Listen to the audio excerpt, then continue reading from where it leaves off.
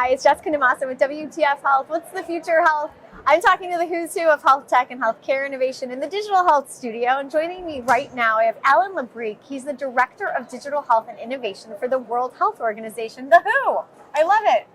Nice Welcome. to be here, Jess. Was that pun intended? The who's who? The who's who, exactly. Yeah, I've got delighted the to be here. right now. The whoosiest of them all, yeah. So let's talk a little bit about how the WHO is thinking about digital transformation, because I've got to chat with you a couple different times over the last couple of days, and there's a lot going on around the world when it comes to digital transformation of healthcare. And so give us like a state of play. Like what's on your mind? Happy to. I think digital is part and parcel of how we are going to go about bridging the gap that was created by the pandemic. I mean, we've realized that we are substantially behind on many of our global health goals. The gaps in universal health coverage are wide, and COVID has really set us back. And so we need to harness all of the tools at our disposal to make up for that lost time. And WHO and the UN system writ large is really looking at digital as a way to accelerate that progress. If there's a silver lining to the pandemic, I mean, one of the things we've seen is that countries had an epiphany, a moment of realization that the tools that they could have used during the pandemic to manage the way in which they fed information to the populations, the way in which they made vaccines available or test results available. All of that could have been greatly facilitated with the use of digital tools. But in many places around the world, including high income and low income settings, those tools couldn't be used because some of the foundational aspects that should be in place to facilitate that were just not there, right? Things like legislation, policy, governance, who's in charge and who makes the decisions around this, architecture, how do systems connect to each other, and what are the laws that allow doctors to provide care across state lines in some cases. Yes. And so these preconditions for digital success were just not there. And so after this emergency phase is now over, we're getting just country after country coming to WHO asking for guidance, for strategic help, for technical assistance in undertaking a digital transformation. And what that means is really a systematic process of developing a strategic plan, a costed roadmap for getting to that state of transformation, understanding what the priorities are based on the health system needs, and then really mapping out an architected approach to developing an ecosystem. So there's a clear role we're seeing that government needs to play. And WHO, as a member state organization, we serve the interest of 194 countries who come to us and say, what are the best practices here? How do we go about investing in this space? And so it's really about guiding them towards developing that roadmap and then executing that roadmap so that you have a framework in place that government can set the rules of the sandbox, if you would. Yeah. And that other actors, private sector and implementing agencies can come to the table and help to materialize the vision that government has, but playing with the same rules, right? If nobody knows which way the ball needs to go and can you kick it with your feet or with your hands, you end up with this chaos. Right. And so when the rules to the game are set, then you end up with everyone moving in more or less the same direction. And that's where we come in and really help to facilitate all of that. So where are you looking for the rules? Like if you're talking about best practices, like where are you as the World Health Organization looking to find the best of the best? Where are you looking to get kind of a baseline from which to start creating those rules? It's a great question. And experts, right? I mean, that's what we have in-house expertise, but we also have phenomenal convening power, right? So we go out and call for experts. And this meeting is one such example, right? I mean, I'm here because I get the opportunity to meet with people from private sector, from public sector, from standards-based standards agencies, and very smart people who are thinking deeply and for a long time about these issues. And so, what's critical to us is that these standards and these rules are open and they're accessible, they're equitable. They don't leave anyone out, because that's also part of our credo is, leave no one behind in adopting these solutions, whether these are public health solutions or technological solutions. There has to be equity in the work that we do. And so, we enlist the help of a lot of smart people, and we build consensus around what's the current best state of play in making these recommendations, and that's what we then counsel. And so it's been a great few days. We've been talking to a lot of groups, and there's a lot of alignment around the way things are being done, both in high income settings and in low income settings. There are populations that are very similar in the US and in Botswana. And that surprises me a little bit, because healthcare is such a local thing. But it's like, what are some of the similarities that you're seeing? Is this really like all of the high level, data standard sharing kind of stuff? Because a lot of us are on the same kinds of IT systems that power a lot of that data. Or, what is it that where do you see these similarities at? Alan? No, I think the standards are fundamentally the tracks on which these systems run, and the way in which we present data to each other in this one system to another, or to an aggregating system. I think there are certain commonalities, health information exchanges, right? These government-led systems or national or federal systems that can integrate data from many different sources need to have a way in which information is presented to those systems. And so whether you're in the US or in India, that same standard, that's the most efficient standard, is going to be likely applicable. So I don't think that's where we see the heterogeneity. Where we see a lot of difference is in technical capacity, is in the resources available. So in many places, we have to be a lot more efficient with the resources. We can't just throw money at the problem. And we have to make sure that the things we're investing in allow for flexibility and growth. We really have seen over the last 10 years a lot of challenges with vendor lock-in, right? Where someone will come to government with something that looks like a really great shiny object, and then 5-10 years down the road, you're scratching your head saying, why did we ever make that decision, right? And now we're locked in, and we just keep having to port money into this system that isn't meeting our needs anymore. So I think that's the other shift, Jess, is we're moving towards technology, standards, platforms that facilitate local ecosystems of entrepreneurs, of informaticians, to solve problems in that country, right? So then you not only have a locally developed solution building on building blocks that WHO is putting together with a lot of other partners, so they don't have to start from scratch, but they can spend their time creating solutions that are locally owned, locally adapted, locally maintained. And then as the needs change, those skills are right there on the ground to help continue to adapt and evolve those solutions for the emerging needs.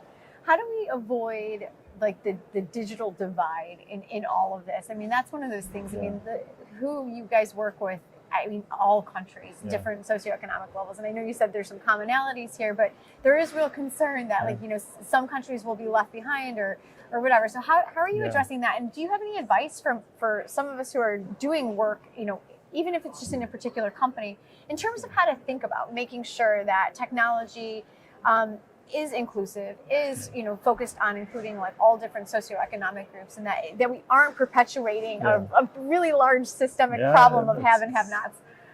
It's a great question, and the one-word answer is intentionality, right?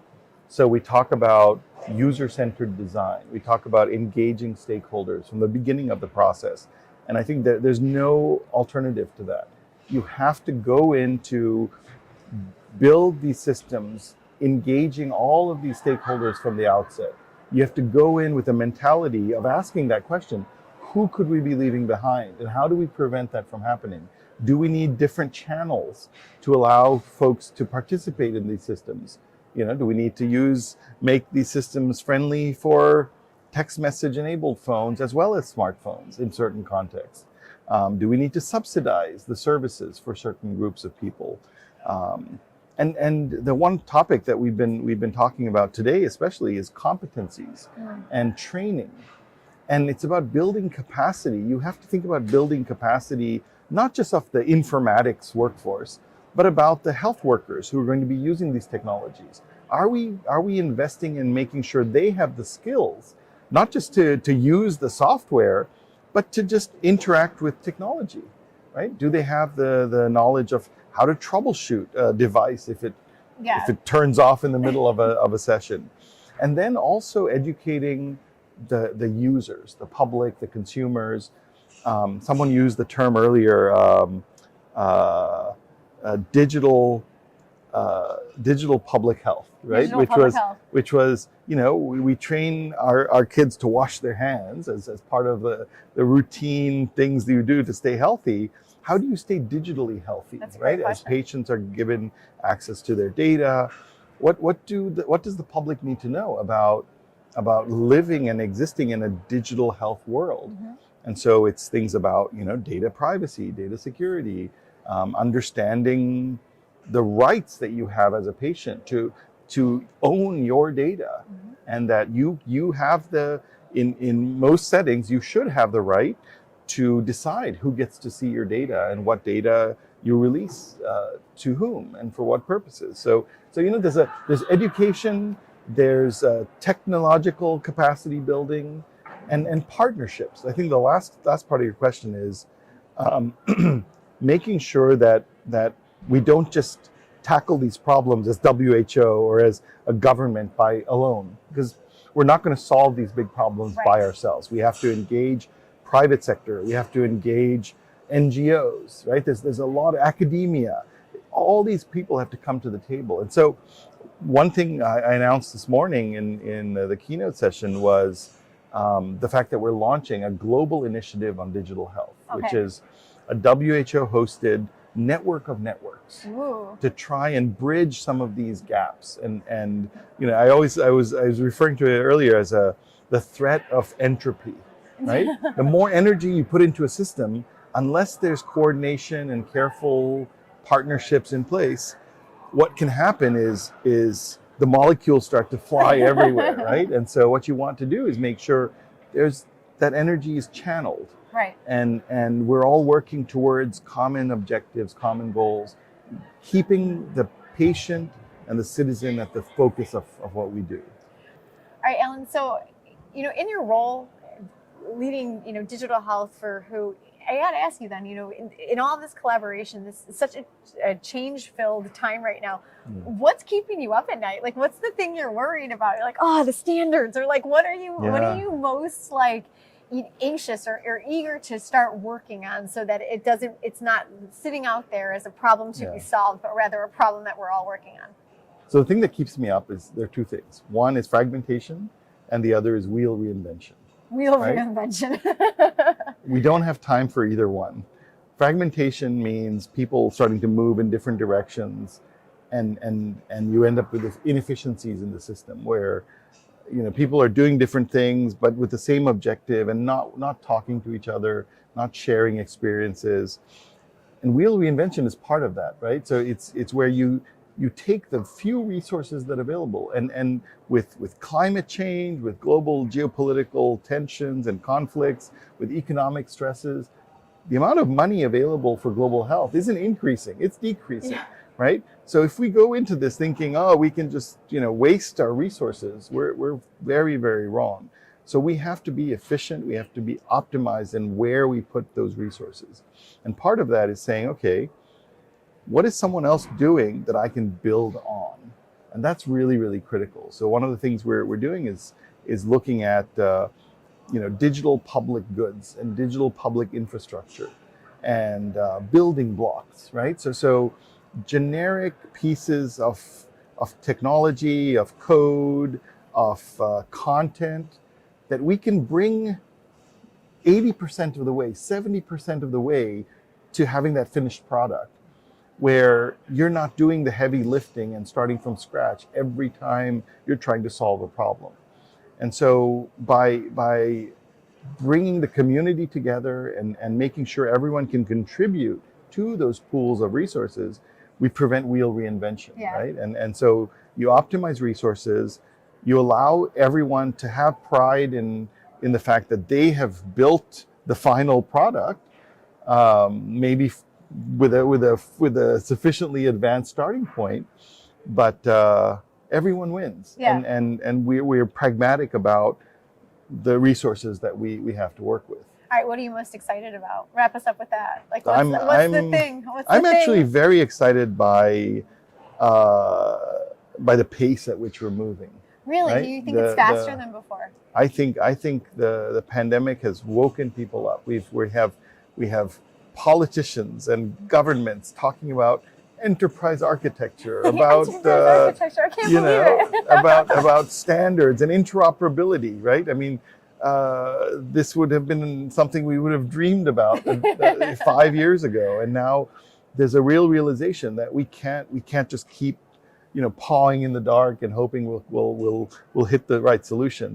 There's a lucid, strategic way of approaching these things. Mm-hmm. There's a field of informatics Yeah. that a lot of people are waking up to realize, oh, wait a minute, there are Hold people on. who are card-carrying experts in this space, and so let's enlist them in the process. And I think there's that excitement, and there's also the emergence of new technologies. And frankly, we are cautiously optimistic What do you about. like You're going to there? hear the word Go ahead. AI, right? I think there's a lot of exciting potential. And AI, we talk about AI as if it just showed up 2 weeks ago. Right. But we've been doing machine learning and neural networks for over a decade, right? In implementation, and there's a huge body of evidence that different groups are looking at. And for example, with diagnostic imaging, right? In many parts of the world, we just don't have the workforce Right. to screen basic things like X-rays or other diagnostic imaging tests. And if those tasks can be done efficiently and at a high level of performance by a piece of technology, then that's going to be a huge game changer in how we provide care to large populations. And so I'm very optimistic. I'm very optimistic that we're moving in the right direction. There's a willingness to collaborate. There's an understanding of the urgency of now, and we have the right people in the right places, and I'm just excited to be here. I love it. Thank you so much, Alan. It's exciting to hear what the WHO is up to, and the fact that they have somebody in a role like yours who's contributing to the conversation in such a meaningful way. So thanks. Appreciate it. Yeah. Thank you. Thanks so much. All right. For more interviews with the people who are changing the way that we do healthcare, head on over to my YouTube channel. It's youtube.com/WTF Health. We'll talk to you guys real soon. Thanks again, Alan. Thanks. Bye.